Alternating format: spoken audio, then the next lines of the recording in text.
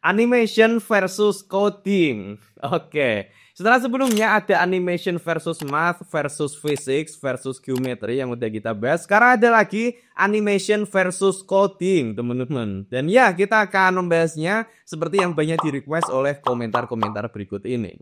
Sebagai konteks dulu, mungkin bakal ada yang tanya, lah bukannya Bang Fajrul bidangnya fisika ya? Kenapa kok malah bahas coding? Nah, justru itu teman-teman. Jadi salah satu bidang yang aku tekuni di fisika adalah bidang computational physics atau fisika komputasi. Menyelesaikan problem fisika lewat coding gampangnya. Dan di luar itu, meskipun memang aku bukan programmer profesional, tapi aku emang suka ngoding sih teman-teman. Ini aku udah nonton videonya dan seperti biasa karya Alan Becker luar biasa bagus. Di sini kita akan menganalisis lagi secara lebih lanjut aspek-aspek yang ada di sini. Dan karena ini programming, di sini biar lebih mudah memahaminya sekaligus nanti aku akan mempraktekannya di sini teman-teman. Kita nonton di sini, prakteknya di sini biar gampang nanti move-nya. Kita buka dulu terminalnya, kemudian kita masuk ke Python. Oke, sip, kita mulai saja.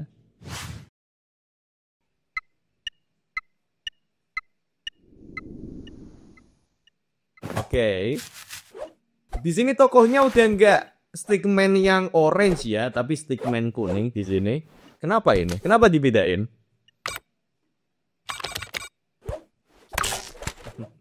Oke, kita langsung memulai dengan dia nulis hello dan dapat name error. Kita coba di sini kalau aku nulis hello dan ya benar kita dapat name error. Alasannya adalah karena variabel hello ini belum didefinisikan, belum ada artinya. Makanya di sini kita dapat error name error di sini.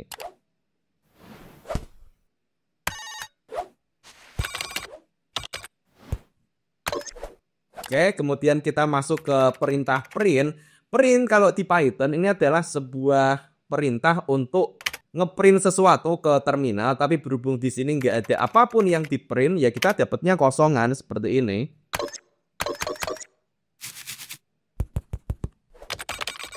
Nah, baru kalau kita di sini diisi pakai hi, oke kita dapat hi.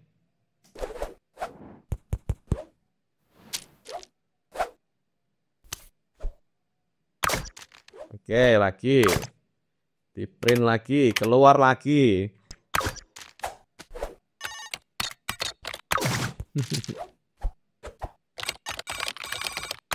Oke. Nah, di sini kita mulai masuk ke variabel, teman-teman. Tadi di awal hello error karena dia nggak didefinisikan apa itu. Tapi di sini kemudian dicontohin kita ada A sama dengan 1. Ini adalah variabel yang mulai didefinisikan. Artinya A nilainya adalah 1. Sehingga kalau kita nulis A, ini nggak error lagi. Dan ketika kita nulis print A, yang di print adalah nilai dari A, yaitu 1.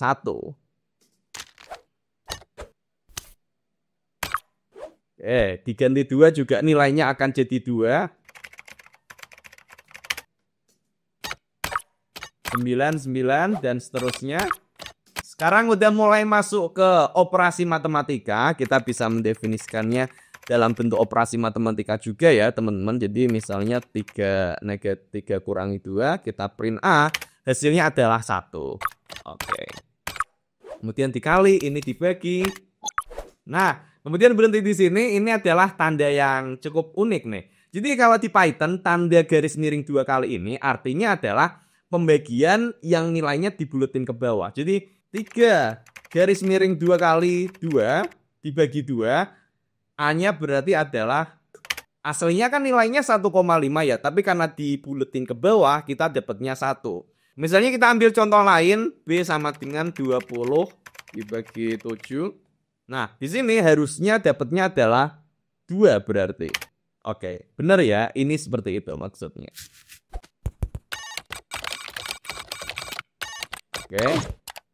Oke. Di sini ada variabel B. Oke, di sini adalah perbedaan tipe data ya. Untuk A, di sini datanya adalah berupa angka atau integer, sementara B datanya adalah berupa karakter atau string. Makanya di sini untuk nulisnya sendiri B-nya harus ditulis dalam bentuk ada tanda kutipnya, teman-teman. Karena kalau nggak ada tanda kutipnya, ya error, string nggak terdefinisi lagi. Makanya kita harus seperti ini. Oke, B tambah ing jadi stringing. Ini adalah operasi yang bisa dilakukan dalam string ya. Jadi ketika misal kita punya B kemudian ditambah ing, kita dapat string karakternya kemudian diikuti dengan tambahannya. Jadinya stringing di sini. B tambah B berarti string. Nah, kemudian kalau kita nulisnya print B tambah A, kita bakal dapat error di sini, type error. Alasannya adalah karena tipe data keduanya ini berbeda dan kita nggak bisa melakukan operasi penjumlahan dengan ini. Solusinya adalah kita bisa mengubah bentuk data dari salah satunya.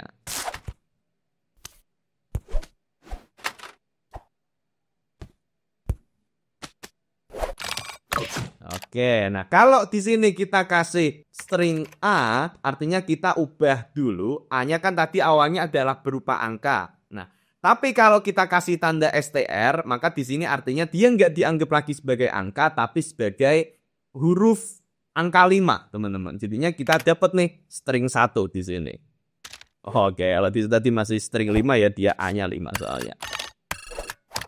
Kemudian kalau len, jadi kalau len ini dipakai untuk menghitung jumlah data dalam suatu list. Dalam hal ini kalau misalkan data listnya adalah berupa B tambah string A yang tadi adalah string 1 ini ya, maka di sini bakal dihitung berapa jumlah karakternya. 1, 2, 3, 4, 5, 6, 7. Maka kita dapat hasilnya, oke, hasilnya 7.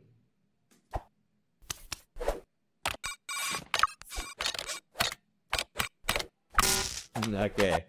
Kemudian di sini kita masuk ke tipe data yang lainnya lagi. A-nya didefinisikan sebagai string. Kemudian B kita memanggil A dalam kurung seperti ini.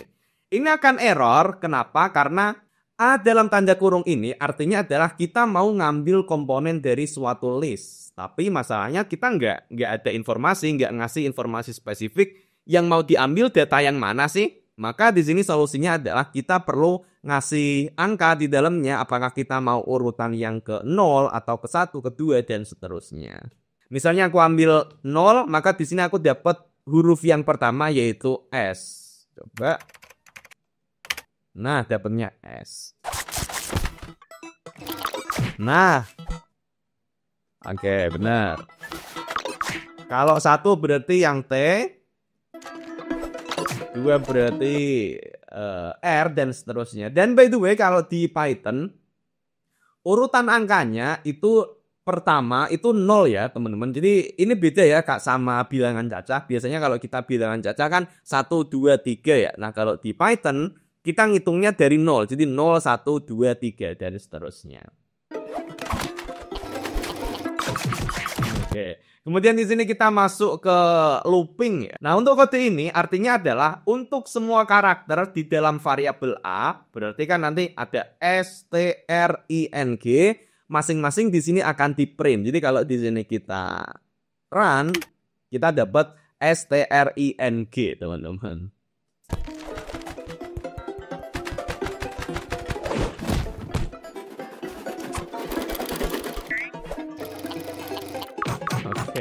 Kemudian A sama dengan bark, menggonggong. Kemudian kita punya tipe loop yang lainnya lagi, yaitu kita pakai while true.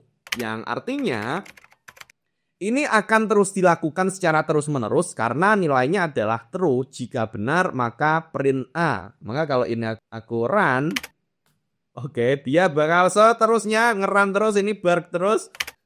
Makanya di sini tak harus hentiin biar bisa berhenti. Karena dia true dan nggak ada kondisi untuk menghentikannya. Kemudian di sini A upper artinya adalah A upper ini adalah kita mengubah string tadi bark menjadi huruf kapital semua. By the way, sintaks-sintaks seperti ini itu nggak perlu dihafal ya teman-teman. Cukup dipahami aja maksudnya apa. Dan kalau kalian sering make nanti juga bakal inget sendiri. Dan kalau lupa ya tinggal searching aja. Nggak perlu diambil pusing. Termasuk dalam hal misal kalian lagi mau bikin website, nggak perlu diambil pusing lagi. Karena sekarang kalian nggak perlu ngoding dari awal. Karena sekarang ada Odoo Website Builder. Oke, Odoo adalah sebuah software all-in-one untuk memanage bisnis yang ada lebih dari 70 modul aplikasi yang bisa dipakai. Salah satunya adalah website builder. Odoo Website Builder adalah sebuah aplikasi pembuat website dengan fitur yang sangat lengkap dan penggunaannya sangat mudah. Cukup klik-klik-klik aja, websitenya udah jadi. Ditambah dengan integrasi bantuan AI, bikin websitenya pun nanti bisa jadi semakin mudah. Dan canggihnya lagi, website ini pun nanti bisa connect dengan aplikasi lain yang ada di Odoo. Misalnya seperti e-commerce, CRM, appointment, dan lainnya. Untuk contohnya, di sini aku mau bikin contoh website bisnis personal sederhana. Di sini tinggal kita isi aja datanya, dan kemudian kita akan dipandu dalam 4 langkah simple. Mulai dari masukin tipe websitenya, oke aku pilih blog. Kemudian bisnisnya adalah video production, targetnya adalah untuk develop brand. Kemudian kita pilih warna, pilih halaman-halamannya, dan pilih tema dari rekomendasi yang diberikan. Dan ada banyak pilihan tema lainnya yang bisa dipilih di sini. Dan struktur dasar websitenya ini udah jadi secepat itu teman-teman. Kemudian dari template ini pun kita bisa custom lagi dengan drag and drop ya komponen-komponennya. Dan gak cuman itu, di sini ada integrasi AI ChatGPT sebagai copywriter untuk membantu membuat isi kontennya. Dan udah jadi. Odoo Website Builder ini sangat mudah untuk digunakan dan sekali lagi ini gratis karena penggunaan satu aplikasi di Odoo ini gratis seumur hidup. Dan kalian pun bisa nyobain berbagai macam modul aplikasi lain dari Odoo yang ini bisa kalian gunakan untuk memanage berbagai keperluan bisnis kalian. Jadi langsung klik aja linknya di deskripsi.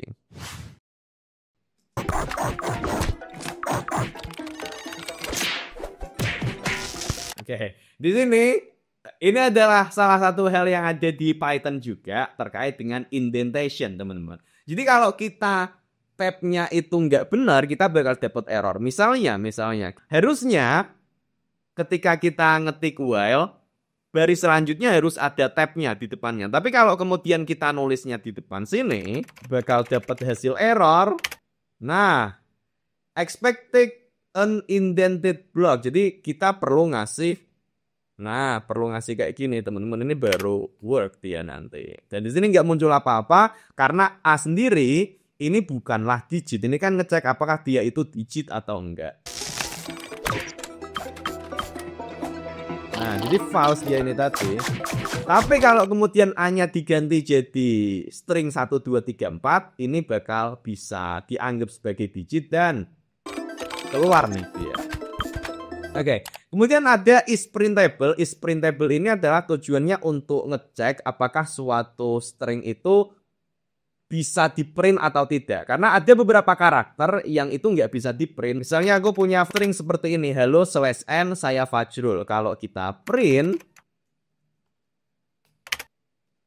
ternyata /n-nya ini nggak kecetak sebagai karakter kan, karena ini dia menunjukkan untuk ganti baris baru. Makanya kalau di sini aku cek C is printable, harusnya dia akan false karena enggak. Tapi kalau tadi A tadi apa ya? Bird,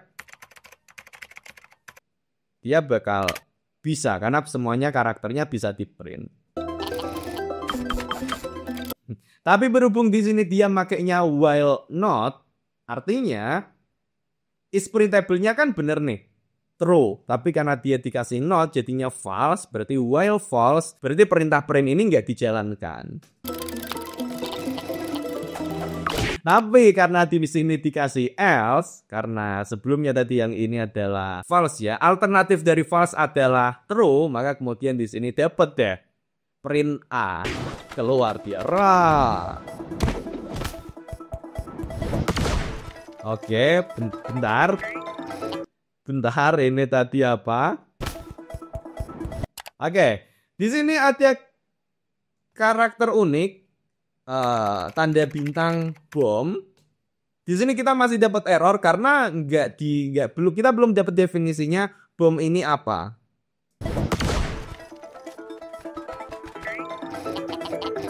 Oke, nah di sini baru ini kebalik dong. Ini harusnya dapat error dulu kalau kayak gini dong. Oke, cuman di sini kita ditunjukin. Jadi kalau tadi belum didefinisikan harusnya dapat syntax error, tapi di sini baru didefinisikan. Kita ada bank dan seterusnya. Gini aja deh. Kemudian kalau kita melakukan asterisk bong ini,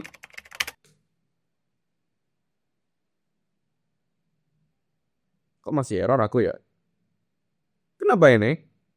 Bentar, coba cek dulu. Oke, nah di sini tanda asterisk yang diikuti dengan variabel artinya adalah memecah list yang ada di dalamnya. Coba kita pakai print, harusnya bisa. Oke, kita bisa dapat kalau kita nulisnya di dalam print. Oh, oke dia, oke. Nggak ditunjukin sih tadi. Oke, kalau ditulisnya pakai print benar-benar deh muncul dia. Ini bagus banget sih. Gila, detail-detail kecilnya bagus banget loh. Selalu animation versus. Oke, di sini kita mulai masuk ke import library. Di sini kita ngimport turtle ya, import turtle. Turtle ini adalah sebuah library di Python yang bisa dipakai untuk membuat grafik sangat sederhana ya. Kita coba dulu aja. Turtle. Nah, di sini kita udah langsung dapat window-nya untuk si turtle-nya. Oke. Dia nulis T forward, kemudian dia ada gerakan ke kanan. Di sini kita coba dikit dulu aja. 10. Oke. Gerak ya dia ini. 50. Oke, lebih kelihatan jelas. Kemudian T forward 400. Berarti dia gerak 400 langkah. Oke, sampai jauh banget sampai nggak kelihatan. Kita mundurin dulu aja. Backward 400. Oke, dia balik dulu. Oke. T left 90, forward 800. Artinya adalah dia berbelok, berbeloknya seberapa banyak? Dia belok kiri sejauh 90 derajat. Jadi kalau kita left 90 derajat, artinya dia akan, nih, lihat panahnya dia berbelok ke sisi atas sekarang. Dan kalau kita nulis forward lagi, dia bakal gerak naik ke atas. Nah, seperti itu, teman-teman. Oke. Di sini diubah T speed fast, artinya adalah gerakan dari si turtle-nya ini sekarang bakal jadi lebih cepat. Ada beberapa mode kalau di turtle itu. Kita coba lagi forward. Nah, set langsung gerak dia. Oke.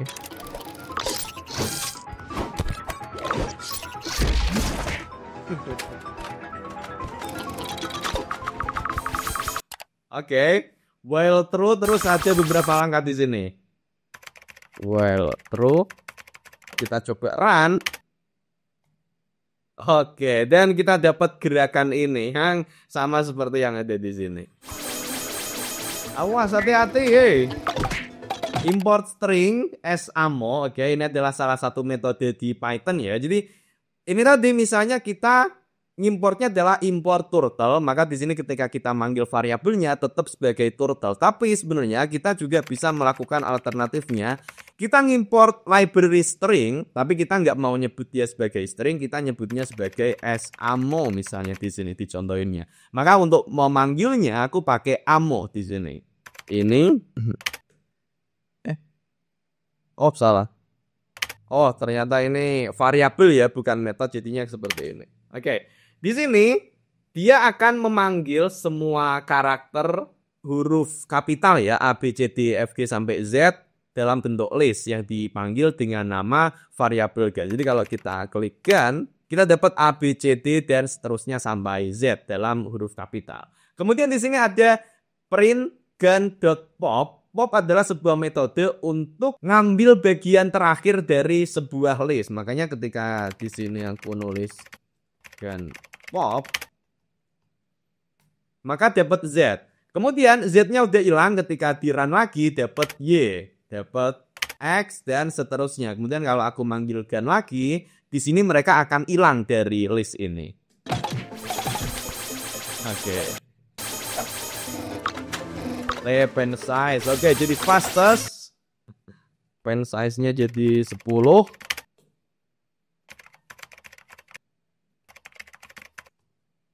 Oke, jadi lebih tebel ya memang dia ternyata.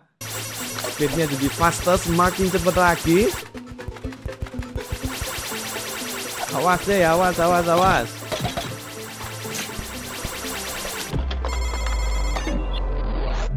Oke, Turtle Bay. Masa Turtle Bay? Variabelnya tadi dipanggil sebagai T sih. Wait, ternyata komennya nggak ada. Turtle Bay ini biasanya exit mungkin clear. Clear mah buat bersihin layarnya tak. Oh, masih error sih. Gini aja deh. Nah, hilang dia. Oke, balik lagi.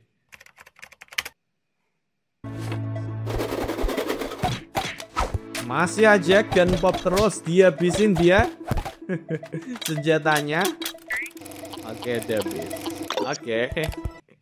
Oke, kemudian di sini udah mulai masuk ke library baru lagi. Ini adalah Matplotlib sama NumPy. Jadi Matplotlib ini adalah sebuah library di Python untuk bikin grafik. Sementara itu kalau NumPy ini kaitannya untuk pengolahan numerik, angka-angka diolah pakai NumPy biasanya.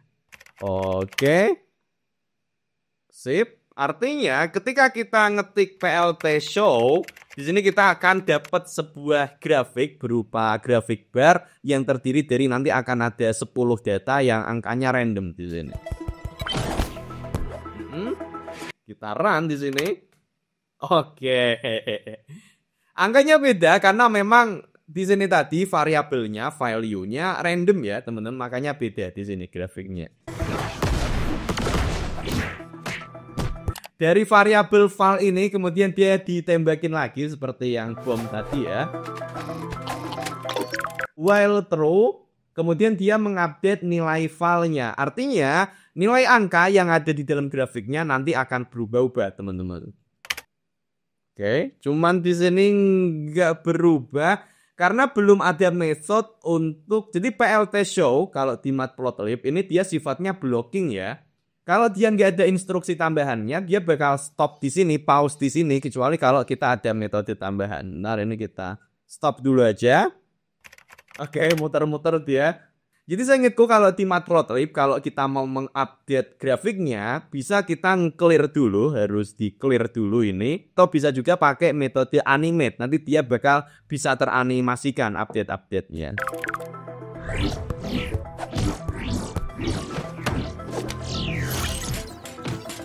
Oke. Diubah jadi error bar di sini grafiknya, makanya kemudian dia berubah dari bar menjadi error bar seperti ini. Kasihan ini ngapain kuning diserang terus sih?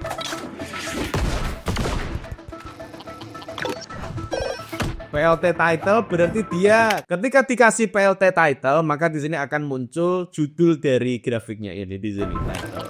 Oke.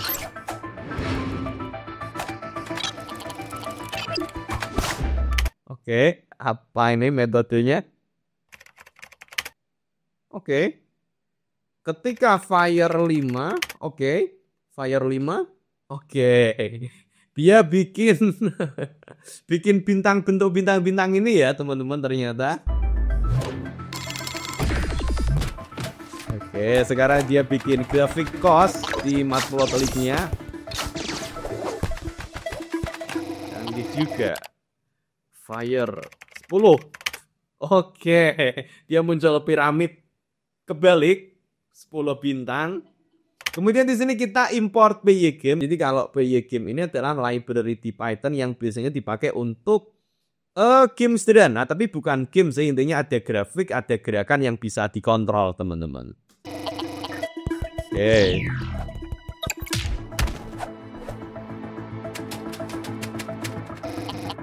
Oke. Bentar. Tulis dulu. Oke, belum tak install ternyata. Ini installan baru soalnya. Baru aja aku update kemarin. Oke, berarti harus kita install dulu. Import pygame. Sip.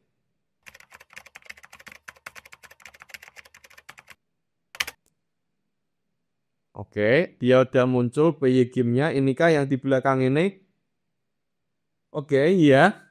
Ini adalah live window dari PY game-nya. Gede banget, 4.000 2.000 ukurannya. Sek. Tak ganti. Kegedean, jangan segini. 1.500 segini aja deh. Nah, segini aja ya.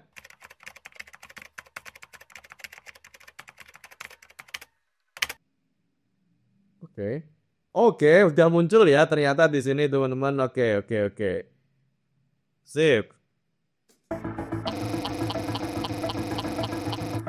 Kemudian di sini ditambah beberapa kode lagi. Ini dipakai untuk mengontrol si kotak merah ini, teman-teman. Oke. Work loh. Ternyata teman-teman kodenya ini loh beneran bisa tak gerakin pakai keyboard. Gila, niat banget ini dia bikin bikin animasinya.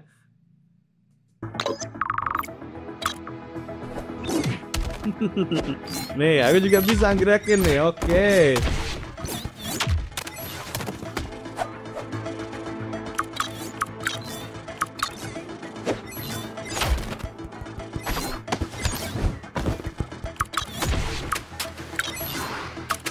Set. Oke. Ditambahin lagi apa ini? Oke.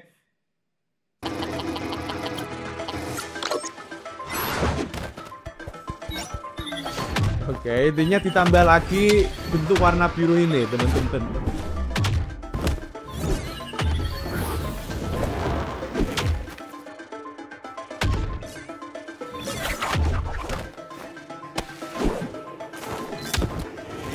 Kasihan banget deh. Kenapa si kuning ini diserang? Masalahnya apa coba?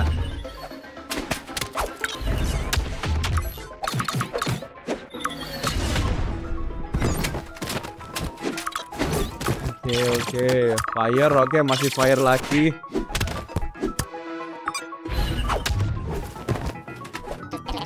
Apa ini tadi? Bentar. Get, hey. Di sini yang di-update adalah posisi dari si lingkarannya tadi, teman-teman. Makanya kemudian ketika ini tadi dia di-update dikali, jadinya jadi posisinya makin jauh sampai keluar dari kotaan ini. Nah.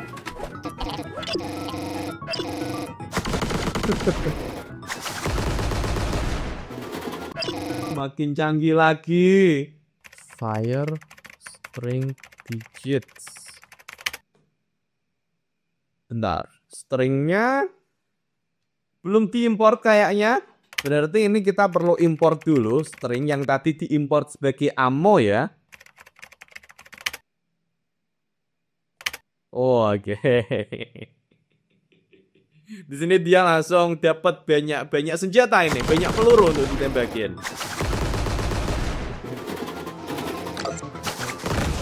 Kemudian string oscillator berarti yang muncul adalah huruf-huruf ini nanti. Oke.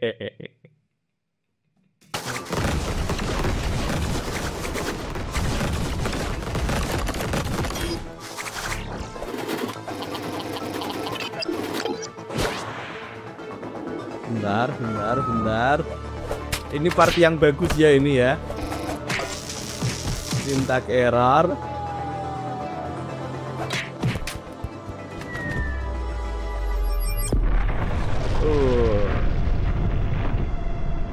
Oke. Dia bikin fungsi nuklir. Coba kita lihat di sini teman-teman. Oke, ini adalah fungsinya. Kalau kita lihat di sini dia ngapain sih ini? Oke, ini sebuah fungsi recursive ya teman-teman yang muter-muter lagi, dimana nanti ketika kita masukin variabel n, maka n ini nanti bakal ngeloop dari 1 sampai 10, kemudian dari masing-masing ini nanti dia bakal ngasih tambahan data ke A ini, variabel A yang listnya masih kosong ini, dan seterusnya. Kita coba aja. Nok 10 ya tadi dia ya.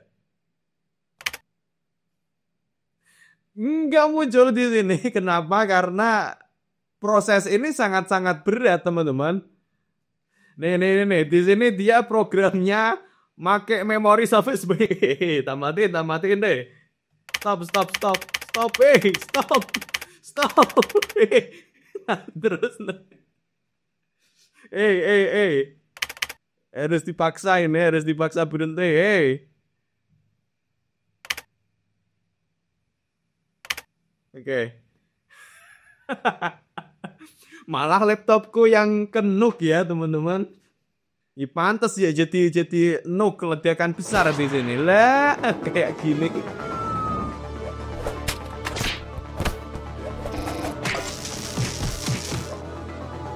Jadi sangat banyak variabel ya di dalamnya ini sampai nggak kuat ini tadi laptop bro.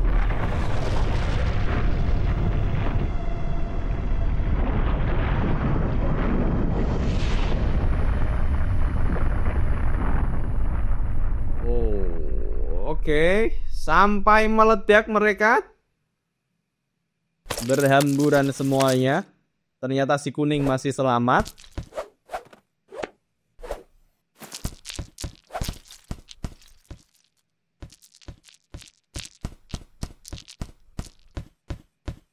Laptopnya mati, kasihan. Ini laptopku juga mau mati nanti.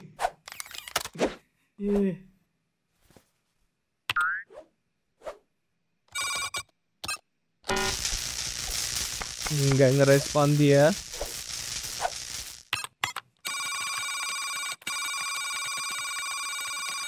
Oke.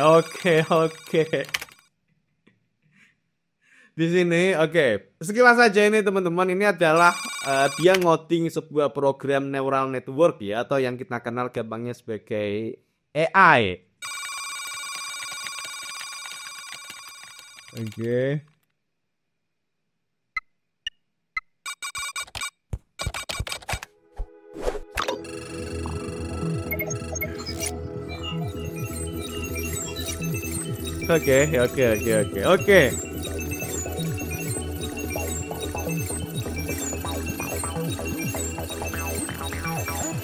Oke, ini adalah hal yang terjadi di balik layar dari AI seperti ChatGPT ya, teman-teman. Ini adalah sebuah sistem neural network. Lebih spesifiknya lagi, ini adalah large language model sepertinya. Large language model sendiri seperti ChatGPT, dia cara kerjanya adalah dengan mendeteksi kemungkinan kata setelahnya yang akan muncul ini apa. Dan ini adalah proses yang terjadi di baliknya, teman-teman. Ini susah ini kalau aku mereplikanya di sini. Kalian bisa nonton videonya Tribluan Brown yang pernah bahas ini juga, teman-teman. Atau bisa juga akses di websitenya Brendan Baycroft ini. Dia juga bikin visualisasi untuk sistem LLM. Kalau kalian pengen tahu gimana cara kerjanya, dari karakter huruf diubah jadi token, kemudian masuk ke token embedding, kemudian masing-masing karakternya diolah, sampai kemudian dia nanti bisa dapat karakter selanjutnya. Ini adalah proses yang terjadi di baliknya, teman-teman, yang dibuat oleh si kuning ini. Kemudian di sini ada ePOS 130/1000. Ini adalah jumlah trainingnya, proses trainingnya.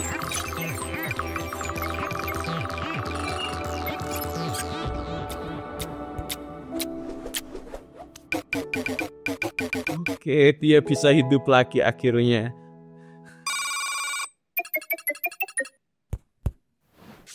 Oke, the end. Luar biasa ya teman-teman, ini tadi mulai dari hal sesederhana nulis sintaks sampai kemudian di akhir dia bikin LLM, bikin ChatGPT. Luar biasa. Oke, tentu saja teman-teman untuk video kali ini. Kalau kalian mungkin ada tambahan koreksi dari video ini, silahkan tulis saja di kolom komentar. Kita ketemu lagi di video selanjutnya. Terima kasih.